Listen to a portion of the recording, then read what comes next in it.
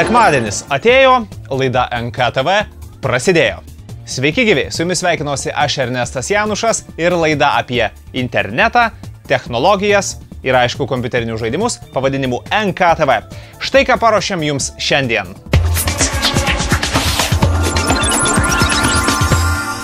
Duosime, tikimės, kad naudingų patarimų, kaip susirasti darbą gudriai, naudojantis Facebook'u.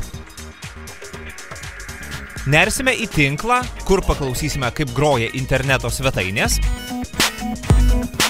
Tikrinsime, ar jūsų pageidaujamas interneto vardas dar nėra užimtas. Ir parodysiu jums mažiausią pasaulyje interneto svetainę. Laidai besibaigiant žaidimų naujienos bei žaidimas. Šį kartą humoro nestokojantis skerdyklė.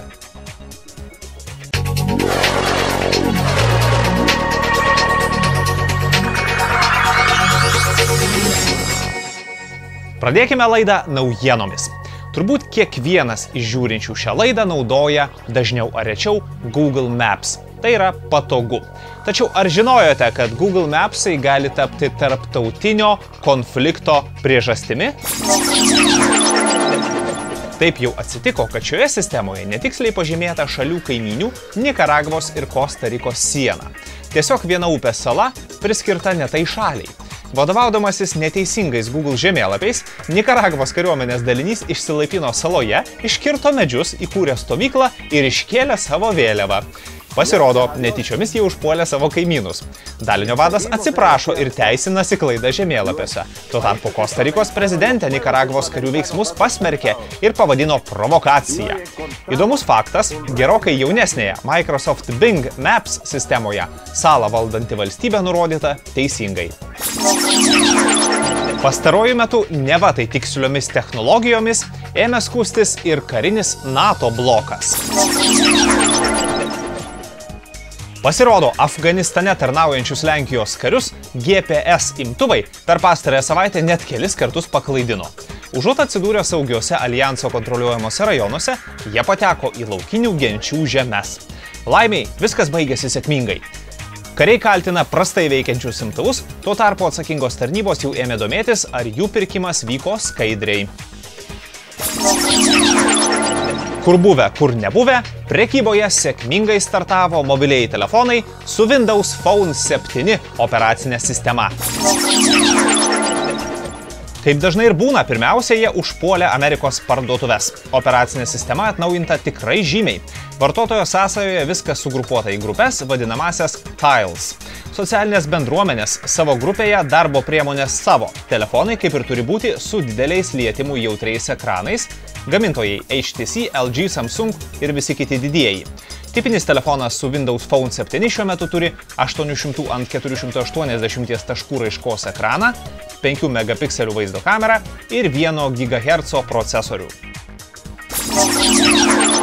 Helovino linksmybės vienai grupai amerikiečių paauglių baigėsi ne taip ir sėkmingai. Nežinia, kokių tikslų vedinas. Vienas bendramžis pasiekė, kaip ši grupė naktį mėtė kiaušinius į praeivius ir bjaurojo pastatų fasadus. Jis viską nufotografavo, o grįžęs prie kompiuterio dar ir susidraugavo su niekadėjais Facebook'e. Surinkęs vardus, pavardės, nuotraukas bei susijęs žmonės su konkretaus vakaro įrašais, parengė išsamų pasakojimą ir paskelbė į savo tinklaraštyje. Šio pasakojimu iš karto susidomėjo policija. Atvejis įdomus tuo, jog žymi smulkaus vandalizmo įrodymų dalis surinkta tik dėl to, jog siautusieji lengvai priėmė nepažįstamą žmogų į virtualius draugus. Siaubti miesto neskatiname, tačiau susimastyti, ar tikrai su visais norime draugauti Facebook'e, verta. Žaibiškai auganti socialinė bendruomenė Facebook pranešė planuojanti rimtai susiremti su tokiais elektroninio pašto rinkos senbuviais kaip America Online, Yahoo ir Google. Facebook sieks vienoje paslaugoje suvienyti elektroninį paštą, SMS žinutes ir tiesioginį susirašinėjimą. Marko Zuckerbergo teigimu, tradicinis elektroninis paštas yra lėtas ir netitinka šiuolaikinio gyvenimo ritmo. Sumanymas gana paprastas. Viskas, nepriklausomai nuo to, kokiu būdu gauta, sukrenta į vieną dėžutę. Dėl to užuot tikrinus Facebook, e-mailą ir dar telefoną, pakanka būti prisijungus prie veidaknygės ir viskas matosi vienoje vietoje. Kita vertus, kaip rodo istorija, viskas viename paslaugų komplektai, kurios sudaro keletas laiko išbandytų dalykų, retai pasiteisina. Matysime, kaip tai seksis įgyvendinti Facebook'ui. Daug kas žinoma priklauso ir nuo to, kaip bus pateiktas šis reikalas vartotojui. Jei ir vėl gausime painų langą su daugybė varnelių ir langelių, dėkui nereikia.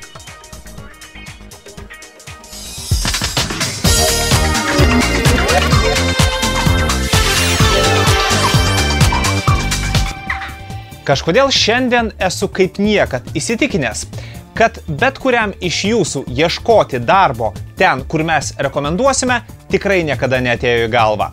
Kur ieškoti darbo? Ogi Facebook'e.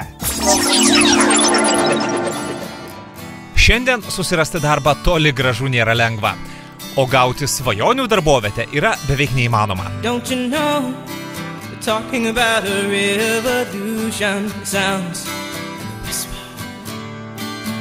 Don't you know, we're talking about a revolution sounds like a whisper. While they're standing in the welfare lines. Tačiau technologijų amžius atnešė naujų darbo paieškos galimybių, už kurias pirmiausia turime padėkoti Markui Zuckerbergui, Facebook įkūrėjui. Ačiū tau, Markai.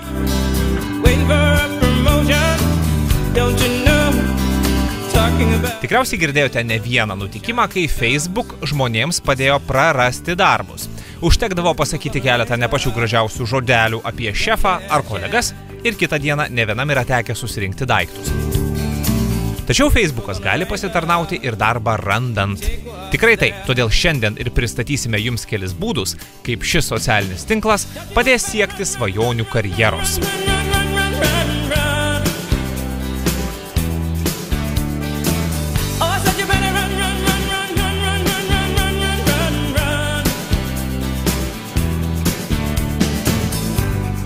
Jau seniai praėjo tie laikai, kai Facebook'e savo puslapį turėjo tik Coca-Cola ir keletas kitų didžiųjų kompanijų. Matydamos augantį tinklo populiarumą, bendrovės nevengia čia pačios reklamuotis, skleisti žinią apie savo produktus ar tiesiog ieškoti naujų žmonių. Tad viskas, ką jums reikia padaryti, tai atsirinkti kompanijas, kuriuose norite dirbti ir su jomis susidraugauti arba pamėgti jų profilius. Na pavyzdžiui, norite siekti karjeros reklamos agentūroje, susidarote sąrašą Lietuvoje veikiančių agentūrų, jas susirandate per Facebook paiešką, laikinate arba susidraugaujate ir patogiai sau sekate jų informaciją. Taigi, esate susidraugavę su visomis Lietuvos reklamos agentūromis. Ką daryti toliau? Laukti, kol jos pradės skelbti darbo pasiūlymus? Žinoma, tačiau galite ir patys pajudinti pirštą, aktyviai dalyvaudami puslapio diskusijose. Štai agentūra paskelbė naują reklamą ir prašo jūsų nuomonės. Būtinai ją pareikškite. Vyksta diskusija kokiu nors klausimu. Nepasididžiuokite ir pasidalinkite savo žiniomis ar nuomonę su kitais.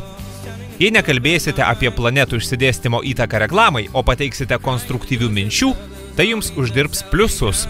Žinome ne vieną atvejį, kuomet aktyvius ir besidominčių žmonės darbdaviai patys yra pasikvietę į darbo pokalbį. Facebooko naujienos nuo šiol gali tapti pirminiu jūsų informacijos šaltiniu apie laisvas darbo vietas. Tačiau tam yra viena svarbi sąlyga. Ta informacija iki jūsų turi nueiti. Tai yra, jei jūsų draugai aktyviai žaidžia Farmville ar Mafia Warsus, šie dalykai teršia naujienų srautą, tad reikia skubiai kažką daryti. Vienas iš sprendimų, tuo metu, kai ieškotės darbo, tiesiog paslėpkite įkyrius draugus. Tai jums leis koncentruotis į tikslinius puslapius, o ir šiaip sutaupysite nemažai laiko. Na ir galiausiai, draugaujate arba mėgstate visas agentūras, sekate naujienas, tačiau agentūra, kurioje norite dirbti, yra visai neaktyvi. Ką daryti tuomet? Neužmirškite, kad Facebook yra socialinis tinklas, kuriame galite ne tik stebėti, kas vyksta aplink. Galite veikti ir patys. Pradėkite dialogą. Pasidalinkite nuorodą, įdomią reklamą. Galiausiai užduokite jūs dominantį klausimą. Paprašykite nuomonės, kurios jums reikia rašant, pavyzdžiui, kursinį darbą. Būkite aktyvūs. Vėliau pabandykite gauti stažuotojo poziciją agentūroje. Nuo to viskas gali ir prasidėti.